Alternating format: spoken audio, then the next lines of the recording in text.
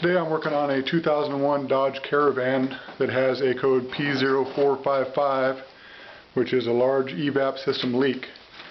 It failed smog here in California, and it spent about a month at a local repair shop where they were unable to find the cause of the problem. This car belongs to my cousin. She brought it to me out of desperation. As a former technician, I decided to go ahead and take a look at it. Unfortunately, I don't have the smoke detector or the smoke machine that's needed to properly diagnose the Evap system when you're looking for a leak. However, in this particular case, I decided I'd just go ahead and take a look at it, look for anything obvious, and sure enough, I believe that I have found the problem. The problem is apparently a very common problem on this type of vehicle and several other Chrysler vehicles in the same year range. According to a TSB I found online, TSB number 25-001-02, this P0455, P0442, and P0456 can all be caused by an Evap vent valve.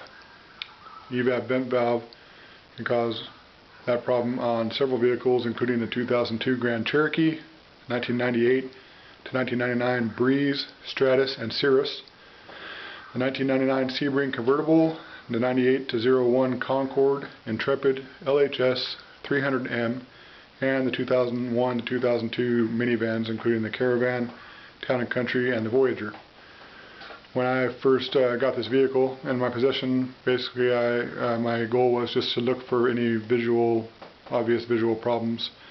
So I started looking around, looking for leaks on the rubber hoses, around the intake box, around the purge valve, around the evaporative canisters, just hoping to find something obvious. The fuel cap obviously can be a problem, so that was replaced. That was actually replaced before it failed the emissions test. And then it proceeded to pass that portion of the emissions test. The fuel cap tested fine, so it's not the issue here.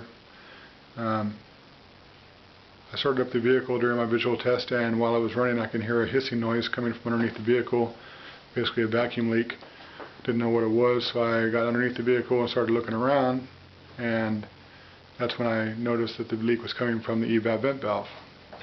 That's when I started looking into what the Evap vent valve was, and that's when I found the TSB. I tested the Evap vent valve for vacuum. Does not hold vacuum. According to the technical service bulletin, that Evap vent valve should hold 20 inches of vacuum for at least 10 seconds. In theory, that should hold vacuum indefinitely once you pump it up with a vacuum pump. According to the TSB, if the vacuum drops below 15.5 inches of vacuum during the 10-second test, then it needs to be replaced. According to the TSB, this should basically be the first thing that you test if you have a code P0455 on one of the vehicles that I mentioned. The Evap vent valve looks like this. And this one I picked up from a wrecking yard today for $20. I want to do a vacuum test on this valve since it's used. I hooked up my vacuum pump to it, and as you can see, it has no problem holding vacuum. Right now it is at 15 inches of vacuum. Now it's at 20.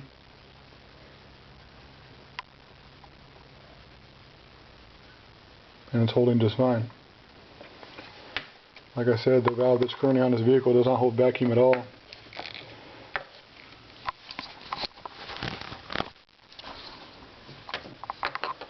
Found a location online where you can buy this valve, a factory part made by Chrysler for $10.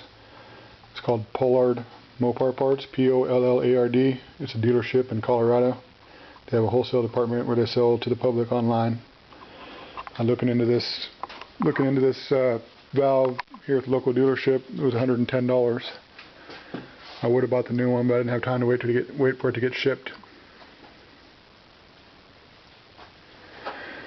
Looking in the engine compartment, in addition to replacing that valve, obviously you're going to want to inspect all the Evap lines, easily identifiable by this green port indicates that's an evap test port. So the lines that go here to the purge valve, which is located up here. You want to check the rubber hoses, remove the intake box, and check the rubber hoses underneath it, all the way back to the fuel tank and to the evap canisters. You're going to want to check the fuel filler neck, make sure there's no cracking or anything there, and the hoses at the evap canisters and at the leak detection pump.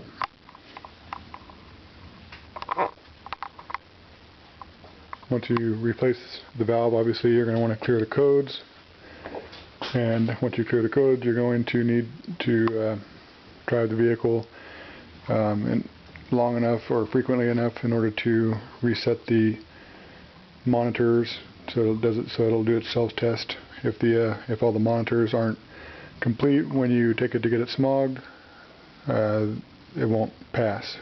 I think it's 6 out of 8 or 5 out of 8 or something like that. I think have to be done before it'll pass smog. So once you clear the codes, drive it around. If you have a scan tool that'll test it, you're going to want to test to make sure the monitors are complete before you take it in to get it smogged. Looking underneath the vehicle just to give you an idea where things are.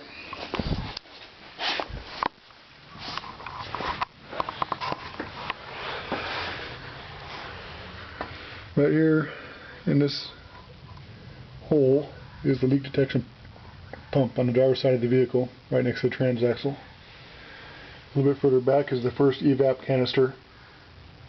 Right next to it you can see the vent valve.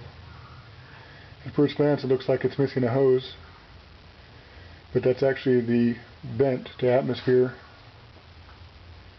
And then further back behind it is another evap canister. Then you can see lines going across the vehicle, and they eventually work their way up to the engine compartment. You want to follow those lines. Make sure that there's no leaks, make sure there's no cracks, look for anything obvious.